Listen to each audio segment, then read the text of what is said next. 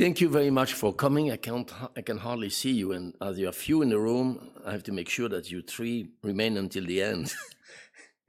My co-chair, Alan Sung from the University of Pittsburgh, unfortunately could not make it today. I knew it ahead, so I prepared something, and I hope we'll have some interactive experience. Robotic surgery for hepatocellular carcinoma. Well, as you know, the robot is the Da Vinci robot, and I have to confess one thing before starting this talk. I am a robot addict, so this is a major conflict of interest that I have with this talk, but I have to face it. Many generations, several generations of robots have been offered to us, the surgeons, and to the patients, and as you know, the last ones and the ones used for most of the surgical procedure, including liver surgery now, are the Da Vinci SI and the Da Vinci XI. I will not go into details about the different features of those two robots, but just mentioning that the XI has instruments that can be used that do not exist in the SI, and some of those instruments are really useful for liver surgery when we face the issue of going through the parenchyma and treating the various branches of the biliary or vascular tract. So XI is probably and certainly most adequate for liver surgery. I think all of you have used the robots. Who has not ever used the robots in the audience, in the 6 people sitting in the audience? Nobody. Good. So you know how easy it is, and you really can concentrate on what you do and not on how you have to do it. Just a short summary to recall that the major advantage of robotic surgery compared to standard minimal invasive surgery is the capacity of being mobile.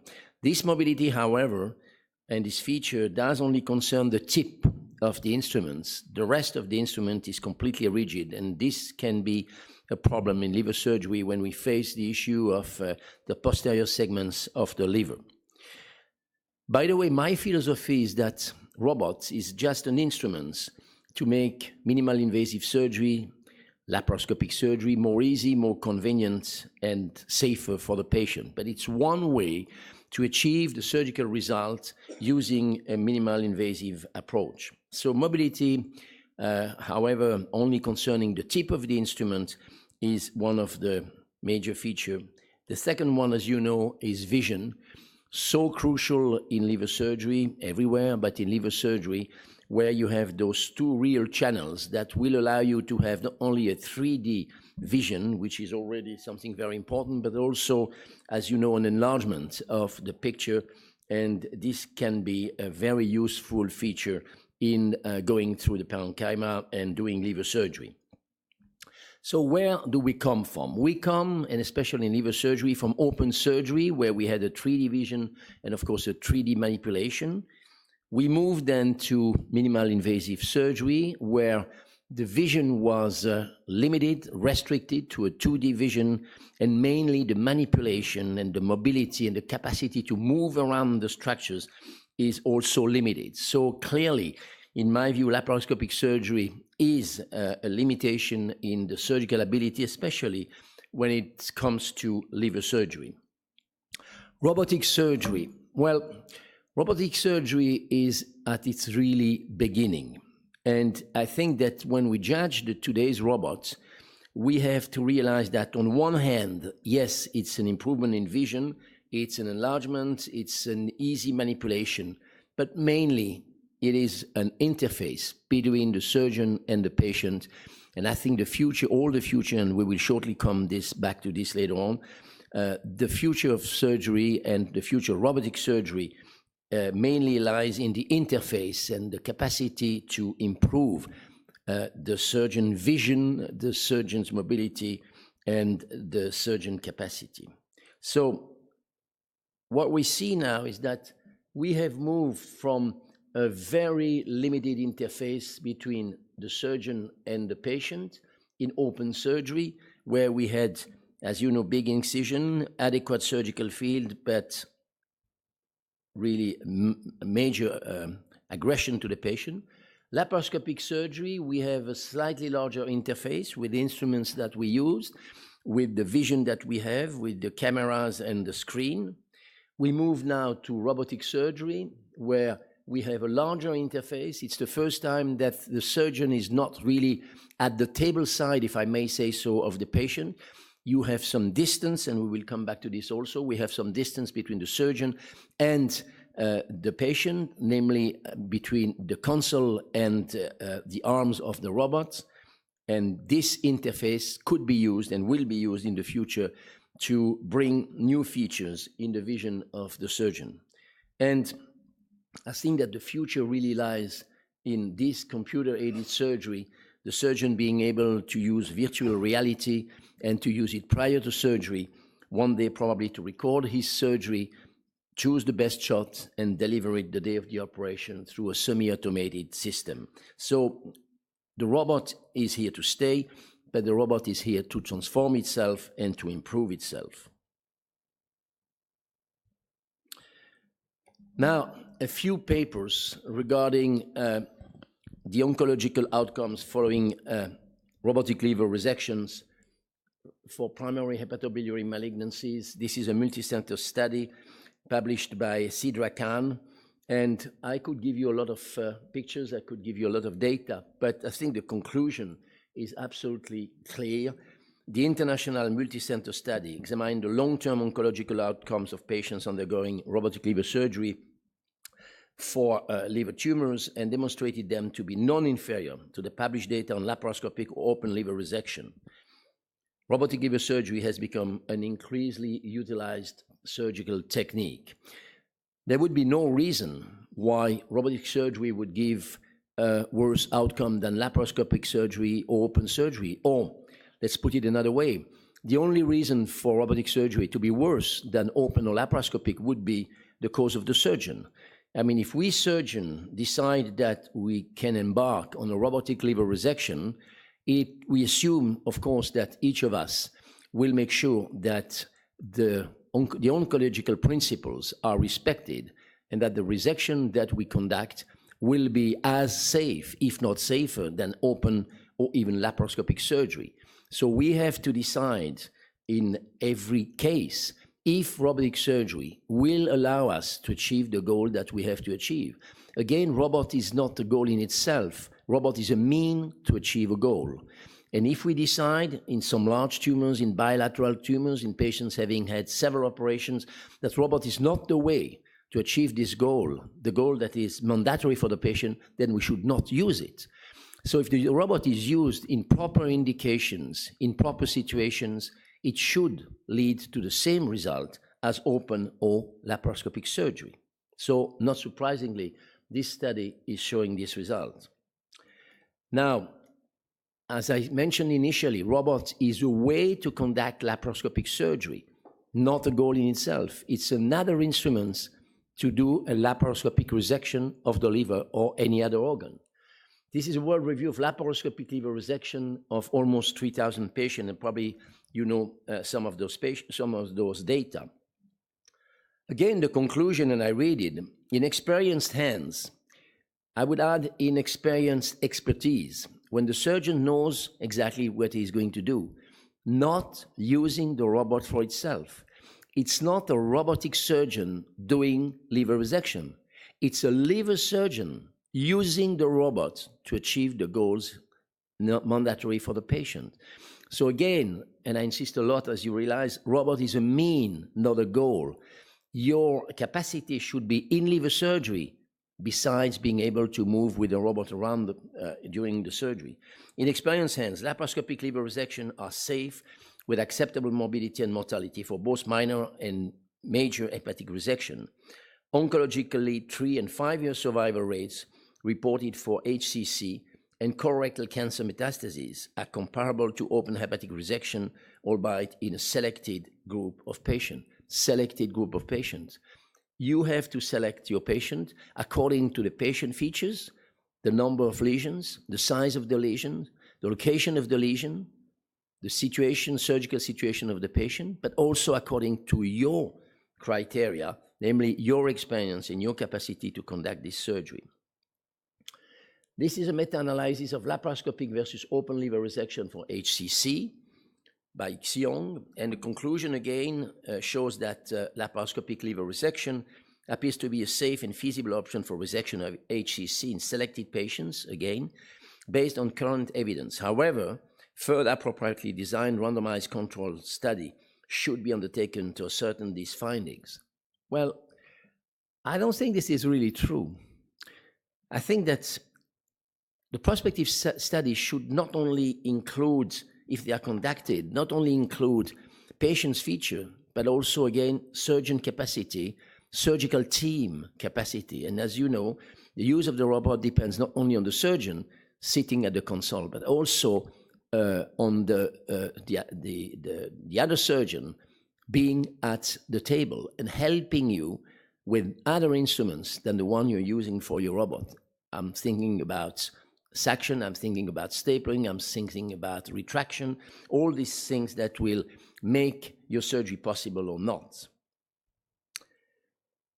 Now, minimally invasive versus open hepatectomy. Again, a comparative analysis of the National Surgical Quality Improvement Program database. This is a very important paper comparing, again, minimal invasive. But again, when we talk about minimal invasive, we include, in my view, robotic surgery, although no robotic cases has been included in this case.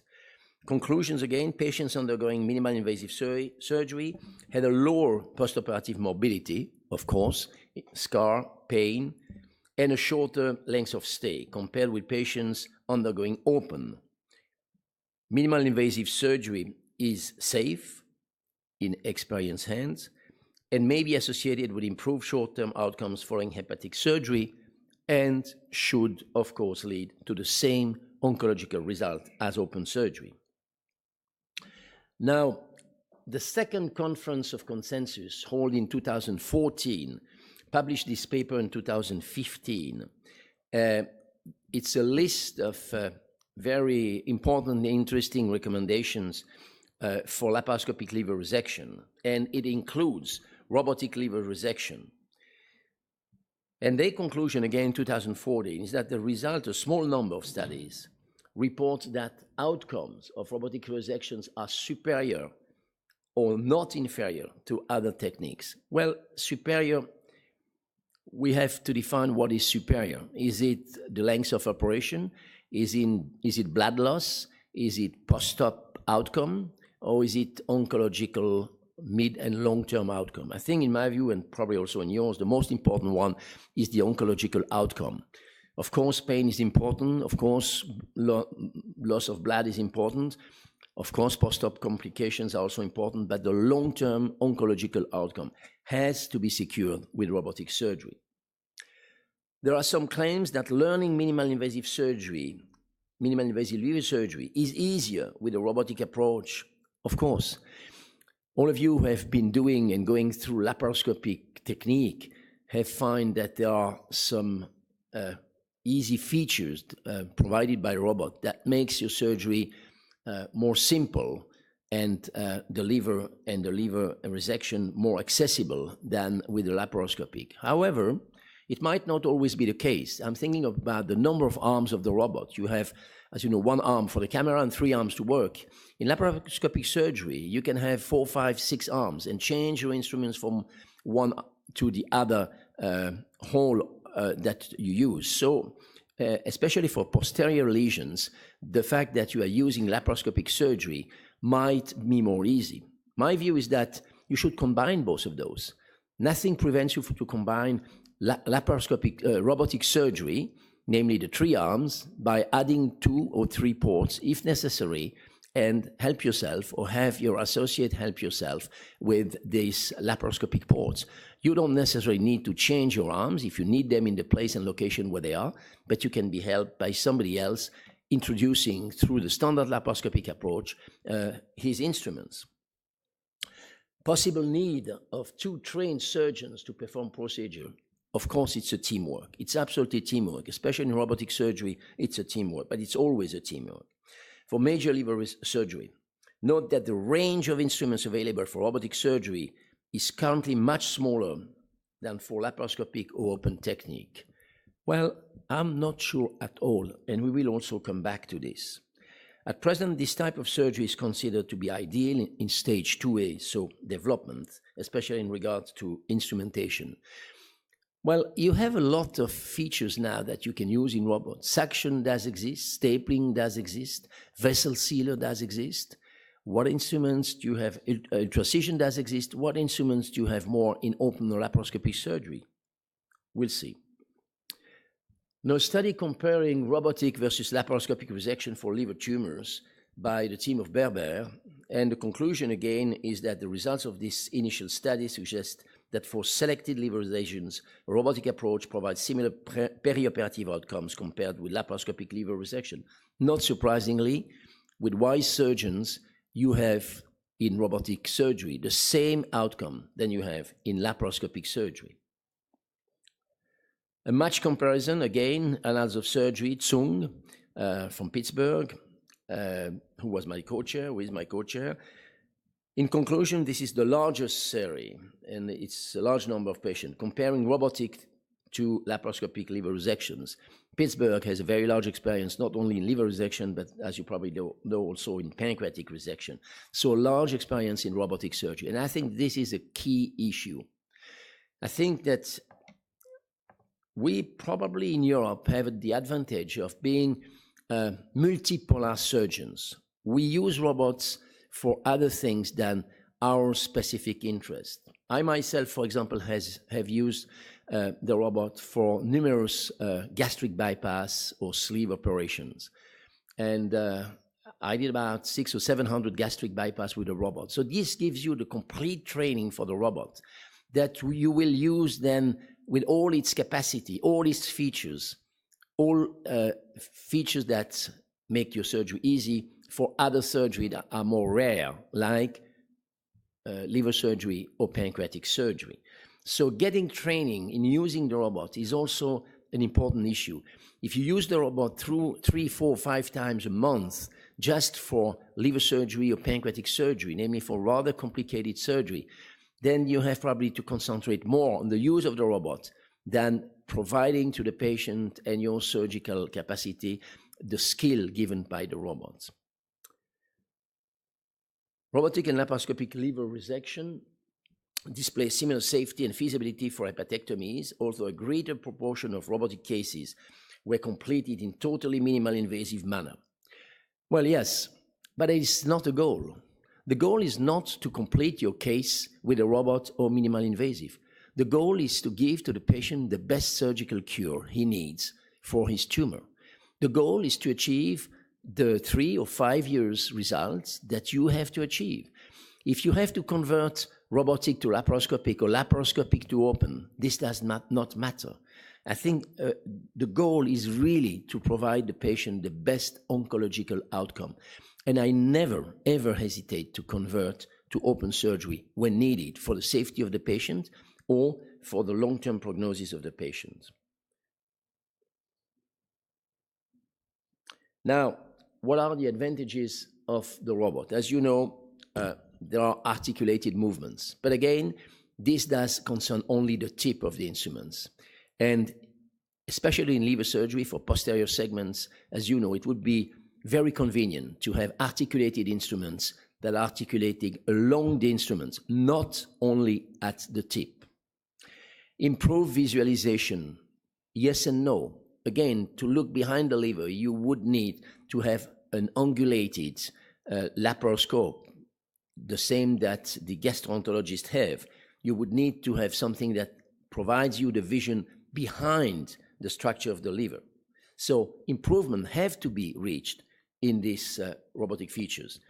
Better camera control, enhanced suturing capacity, yes, it does help. But again, when you have to go around something, it's really hard to do a suture. So articulated instruments, not only at the tip, but during on the length of the instruments, would make suturing easier. Physiological tremor, I would say that it's not only the tremor, because this is not really a major issue, but it's the fact that you are sitting in a very convenient position. This is very comfortable, but this can also, as you know, lead to some anxiety. You are not at the bedside. You cannot really have your hands and your eyes. You rely on somebody who is at the bedside when some incident occurs, bleeding, for example. Then you need suddenly something else than the robot. You need somebody at the table able to react, able to aspirate, able to provide you with the necessary vision to treat the problem. And in this situation, your seat and your console becomes or might become source of anxiety. Disadvantages, expenses. Well, I think it's a minor issue. It's a minor issue. I think if we can have liver surgery and general surgery progress due to the robot and the future development of the robot, expenses will not be the topic anymore. So I think we have to stop talking about expenses. We have to see what the robot brings today, and especially what capacity lies on tomorrow's robots. Forget about expenses. Steep learning curve. This is probably right. Not to learn how to do a simple suture, in a room like here, where you have the time, there is no bleeding, there is no pressure. You have really to master the mobility and the vision of the robot so that it becomes really like an instinct. You move it the right way without even thinking. You do the right movement without having thought about it. You do it like a reflex. So to achieve this, again, as I said before, you need to be exposed to other cases probably than liver surgery, except the centers who have a high volume, in order to master the robot. Lack of tactile feedback. Yes, no. Yes, because this would be an improvement. No, because even when you handle bowel, this is not a feature that will prevent you from doing what you want to do. Yes, there is a little risk of breaking a suture or maybe doing some damage to the small bowel. But in liver surgery, this haptic feedback is probably not something mandatory, at least not something that will prevent you from doing liver surgery with a robot. Single operative field. Well, with the XI, you can move around more easy. It's true that you have to move the whole robot, but you can have several access and several views. I can compare, for example, with total colectomy, where you can really move the robot from left to right, from up to down. Need for a skilled bedside assistant. Yes. Yes, when something goes wrong, he has to react, to change your instruments, to adjust the length of your instruments, to prevent any collision between the arms. Yes, you have to have a skilled surgeon at the table. You really rely on him, not only for his skill, but also as a companion, as somebody who is going to make your surgery safer, because he's going to be involved in what you do. He understands what you do, and he can comment and eventually argue with you. So it's really a teamwork. And I would include also a scrub nurse. The scrub nurse has to be dedicated to robotic surgery. If you have no scrub nurse dedicated to robotic surgery, forget, your cases might be screwed up. It also includes the anesthesiologist, because the anesthesiologists have a limited access to the patient. When you have an incident, when you have a bleeding, when something goes wrong, then the anesthesiologist has a limited access, and he has to understand this from the beginning, to accept it and to cope with it. Now, the major published series of robotic liver resection, as you can see, are all of them limited in numbers. We need to have more experience. We need to have more experience in malignant disease for the oncological outcome with the restriction I mentioned. It should be the goal. We have to have more experience because we need to design the features that the industry has to provide us to use the robot safely for liver resections. We need to have more experience because I am convinced, like probably most of you, that it is the way to go, that the robot is here to stay and develop. And therefore, the more people are involved, the more experience we get, the more opinions we get, the better we will be. What are the key features that are analyzed in studies with the outcome of robotic surgery? First, and I will comment them, operative time. I don't care. I really don't care. I really don't care at all. When a patient is asking me how long is this surgery going to take, my answer is always the same. We surgeons try to do as quickly, as fast as we can, but surgery is not a race. Surgery is not a race. And if it takes me 1 hour more with robotic surgery, I don't care if there is a benefit for the patient, if it's good for the patient. Blood loss. Several studies show that you have less blood loss in robotic surgery than laparoscopic surgery. I'm not sure this depends on the technique. It depends more on the surgeon. You are probably less tolerant with bleeding in robotic surgery than you are probably in laparoscopic surgery or even open surgery, where bleeding is an issue, of course, but less than you face in robotic or laparoscopic surgery. So yes, it's a key feature, but we should really prevent losing blood. Conversion rate. I already mentioned what I mean by this attitude. Never hesitate to convert if it is for the safety, immediate safety of the patient, or of course, for the long-term oncological outcome. The access to the patient is a mean. The goal is to achieve the results that he wants to have, he needs to have. It's about 7% with robotic compared to 4% roughly in a major study with laparoscopic. So it is rather similar. Complications. And this is a very important thing because, of course, as you know, complications can prevent starting an oncological treatment, increase the length of stay, might need reoperation or reintervention, radiological intervention. So this is a very important feature. Bile leaks is the issue that we face for most patients. But with a robot, with the vision that you have, you can probably better evaluate the presence or absence of bile leaks. Also, of course, using all the tricks that we can use to identify a bile leak. Liver failure, don't let your pedicule clamped too long. Ascites, but really not related to the technique. Bleeding, I already mentioned, and no death actually was reported using the robot. I would, regarding this point of death, mention the following thing. You know, there are about 4,000 lawsuits in the US against the robot, claiming that the robot is responsible for major complication or death of the patient. There was at the Swiss television, imagine in a small country like ours, an emission of about 1 hour regarding this issue, complications due to robotic surgery, and the conclusion really was that the robot is a dangerous instrument.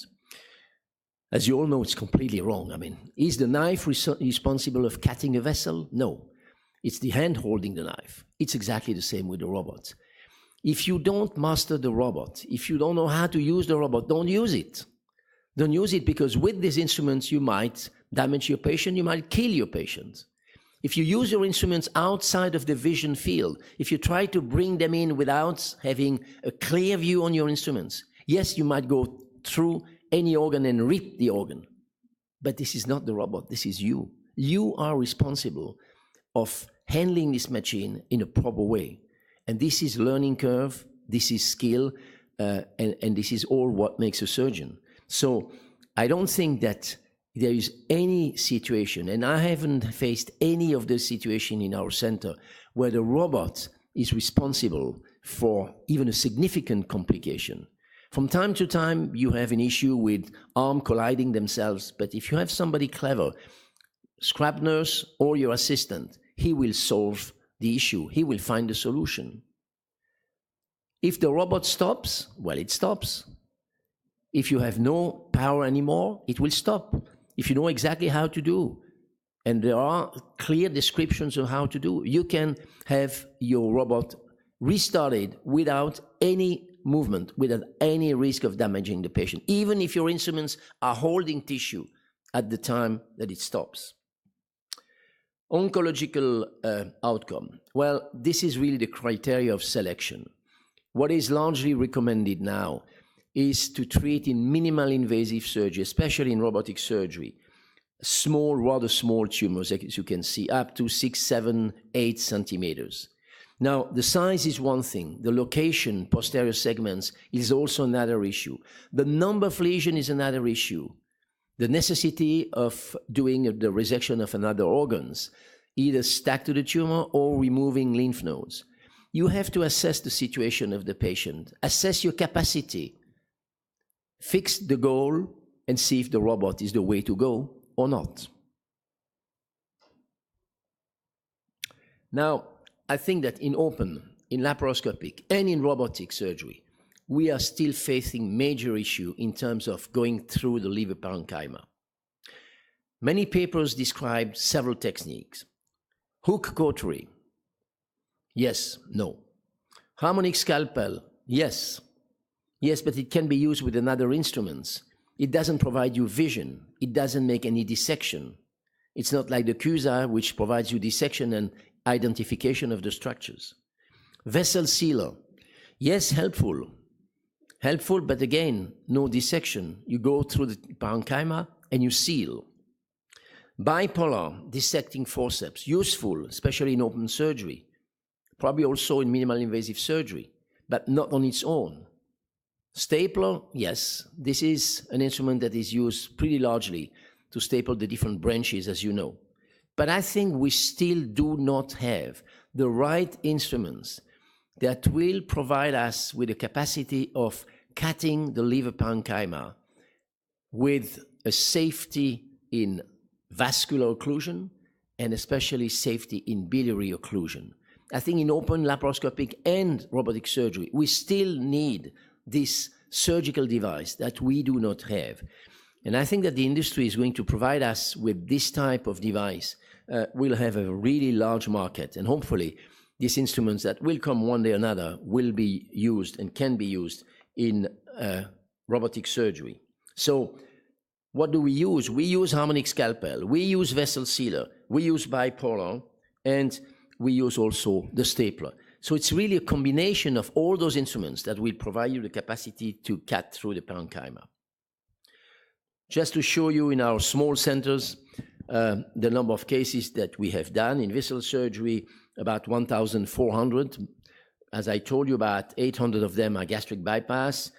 We use it also in urology, we use it in gynecology, and in few other disciplines. We have actually, we will reach this month 3,000 cases. It's a small number, but it's a limited number of surgeons performing those operations. And I think that, you know, with several hundred cases, you really know how to handle robots. You really can provide to the patient the quality of care that the robot can provide. You can use it with the necessary skill in order to have the patient benefit of his features. But the future is here, as you know. Robotic surgery will help us in the future to first, before surgery, design our operation. All those features do exist, as you know. 3D reconstruction, ability to move in space, ability to decide of your section line, ability to identify which biliary or vascular branches you are going to go through, which part of the parenchyma you are going to preserve. Try, change when it's not what you want to have. Modify your section line. And clearly this is according, of course, to the patient's own radiological results. You can use a CT scan, you can use an RMI. And I think the future of robotic surgery lies in these features and the capacity of prepare your operation, record your operation, and one day deliver it in real time the day of surgery. One of the major problems, as you know, is the fact that here you are working on a stable picture of the liver. In the operating field, the liver is moving. The anatomy is not the same. And the fact that you go through the liver will not preserve the initial location of the anatomy. It is moving around, and we have to find ways to adjust the stable picture to the movement of the liver and the anatomy of the liver during surgery. But the technical facility do exist. So they have to be implemented in liver surgery and in surgery as a whole. And I used to say that until about 40 years ago, we in the operating room were working with our fork and our knife. And about 40 years ago, man was brought on the moon. You know how much technology, how many different instruments, how many different capacities have been necessary to bring man on the moon. And all those technical facilities lie around the operating room. Finally now, we start to benefit from those technical features. They start to come in the operating room, and probably the robot is one of the first that will then lead to other developments. So we have moved from open surgery, in liver surgery, but also in other surgery, to minimal invasive surgery, mechanical assistance, just holding the arm, and we have had those robots, robotic surgery, imaging guidance, and real-time imaging guidance will be the future, especially, of course, for liver surgery.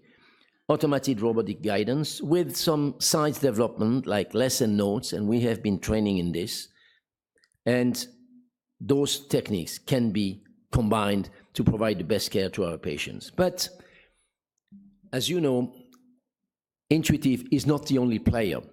And the market is going to provide us with new robots, new features, new developments. And there are several players now. Verb is probably one of the most advanced one of the most skilled ones, one having the largest capacity, not only in terms of money, but in terms of brains and skills. Titan Medical Incorporated presents Sport, single-port orifice robotic technology in a demonstration of cautery, suturing, and knot tying. Using a bottle with a 25mm neck, Sport is introduced into the bottle for the demonstration. After deploying the stereoscopic imaging module, the two interchangeable instruments are introduced through the insertion tube of Sport. These instruments are controlled by the surgeon at the surgeon console to provide a full 7 degrees of freedom of movement for each arm of the robot. In this video, the right arm of Sport is a hook cautery that can be used for dissection and hemostasis. Using the grasper on the left arm of Sport to provide retraction, the cautery is used to precisely dissect or cut the tissue. Because of the dexterity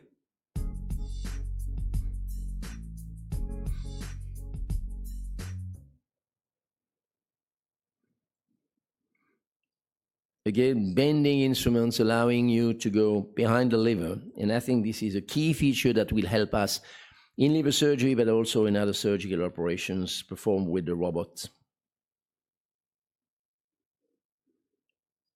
Bending cameras, bending multiple instruments. And you can, of course, imagine that you can use several of those instruments, several ports to bring more equipment, more technology, more mobility, and better vision in your patients. So this is really the future of robotic surgery, not only being what it is actually, a simple articulated arm, but really providing the surgeon and the patient better visualization, better anatomical identification, better mobility, better vision. And we will have also new instruments, providing you with oxygenation of the tissue, resistance of the tissue, thickness of the tissue, and pressure applied or tension applied on the tissue.